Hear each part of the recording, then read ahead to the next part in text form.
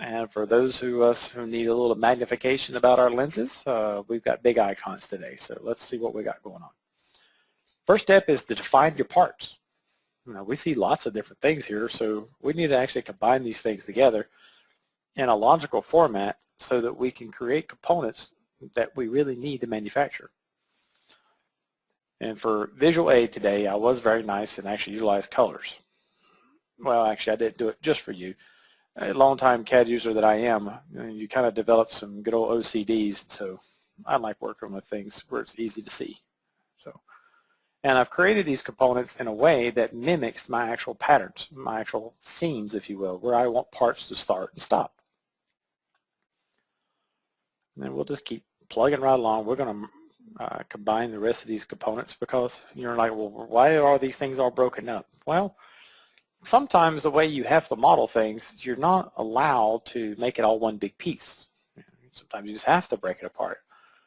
And for those who go through CAD training, a lot of times you understand the benefit of only doing half of something and being able just to do a single command by mirroring it over.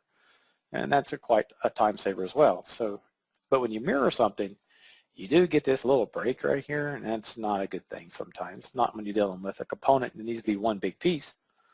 So this is our way to combat that.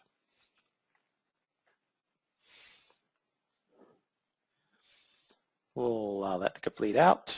We'll execute that command. And first step is done, in preparing your model.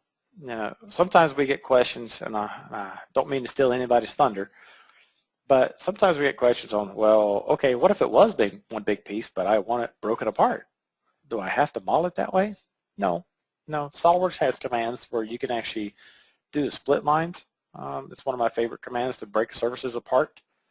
So that's a nice tool to be able to utilize. I'm going to go ahead and convert to exact flat, aka I call it just turning it on, checking out a license, whatever terminology you would like to use. And speaking of licenses, Exact Flat Design Studio is available in standalone and floating, or aka network licenses.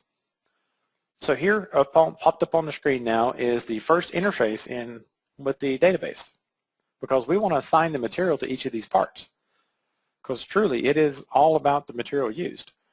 I mean, a Kevlar is not going to act the same as a polyester. A polyester is not going to act the same as a non-woven material, perhaps.